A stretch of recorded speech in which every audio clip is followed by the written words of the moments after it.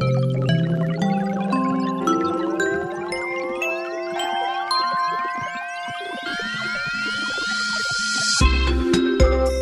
back to the show. You are listening to Co-Work Radio with Catherine Raymock. And I'm Jane Walker-Wood. And every week we have in the studio with us John Greathouse to answer your questions about business. And he joins us now.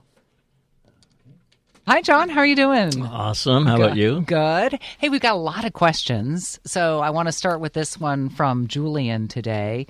And he says, hi, John. I'm a one-person business, and I'm growing fast. I need 2 more employees. I know what the job skills are that I'm looking for, but what kind of traits in a personality should I look for so that they can work together as a team? Right. Well, I don't know if there's, dogmatically like these 5 traits are the ones you must have. I think you have to look at your culture first and make sure that you're honest about your culture.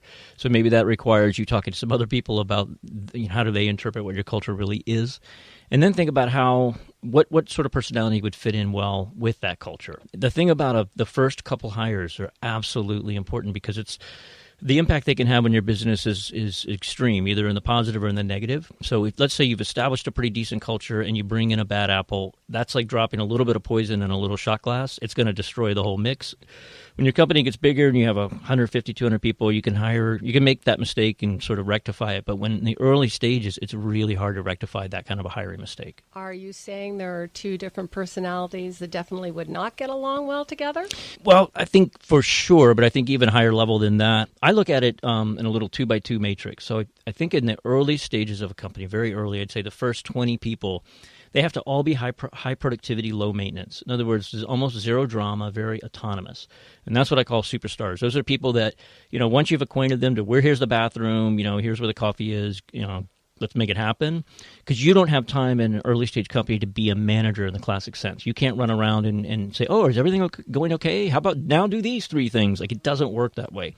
So if you're not hiring these superstar, low maintenance, high productivity people, you're going to be in trouble.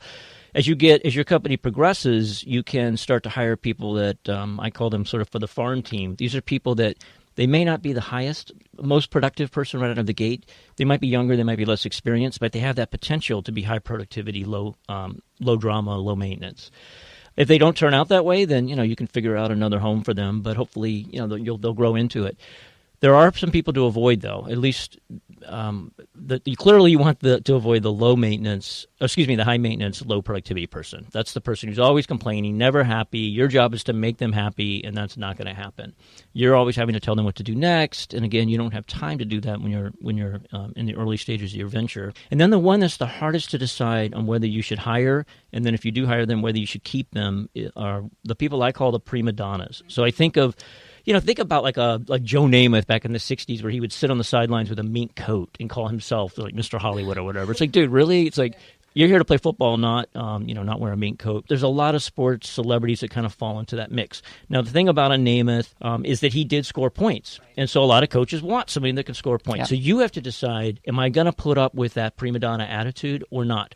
I always came down on the side of, because of my culture, it was so important to me, I did not want to reward that behavior. So if I hired somebody that was high maintenance but high productivity, I would typically try to counsel them out of the company because I didn't want the other people to look up at that person and say, oh, that's behavior that gets rewarded. I don't have to be nice to everyone. I can be a bit of a a-hole every now and again if I deliver. And that's just not the kind of company I wanted to help create, and that's not the kind of people I wanted to hire. I don't want to take too much away from Julian's question, but I wonder this when you're saying that. Yeah.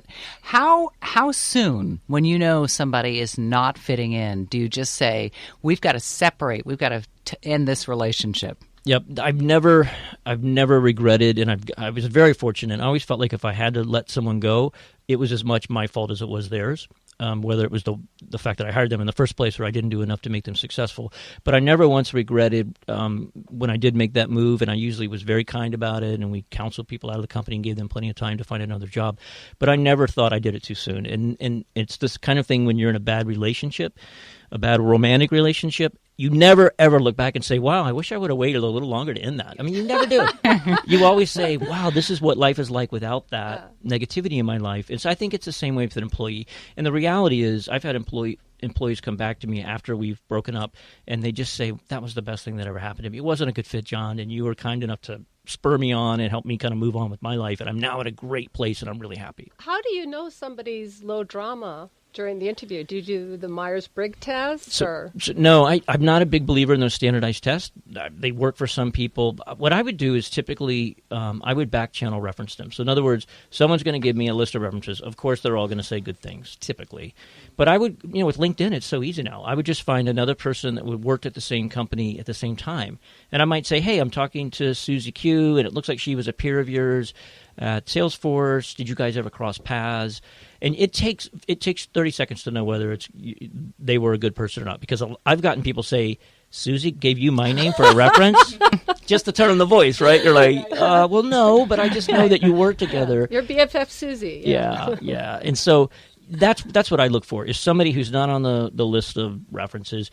And I like to see a peer, because some people manage up really nicely. So you talk to their boss, and their boss says, oh, she was wonderful. Then you talk to a peer, and they're like, she was difficult. Yeah. And then you talk to a subordinate, and they say, she was horrible. So I want somebody that manages up and down well, and manages across their peer group well. Really good advice. And John, also I could imagine, like shopping for anything else. You don't want to shop for it when you're in a rush. Absolutely. In a small company, they give you certain leniency, and by the way, I'm not a lawyer and I'm not an employment lawyer, but I think with less than 50 employees, you have a little bit more leeway in your hiring practices, not breaking laws or doing anything wrong. But for instance, you can give people projects, and I would do this pretty frequently. I would say, hey, look, it sounds like this might work out for us. I've got a project right now that I need help with. Can you help me with this project? And that's sort of a try before you buy for both of you, for you and for the employee. What a great idea. If you have questions and you're listening right now, please email him at askjohn@coworkradio.com. And be listening next week. Thank you, John. Yeah, thank you. Thank you, John. And right after the break, we will have with us Eric Sanchez, who is an entrepreneur turned podcaster. And later in the show, Mark Sylvester, producer of TEDx Santa Barbara. Mark is also a podcaster and co-founder of IntroWorks. You're listening to Cowork Radio. You can check us out online at coworkradio.com. You can download more shows and interviews, see who's been on the show previous. Follow us on Twitter and Instagram, too. And we will be back with Eric right after this.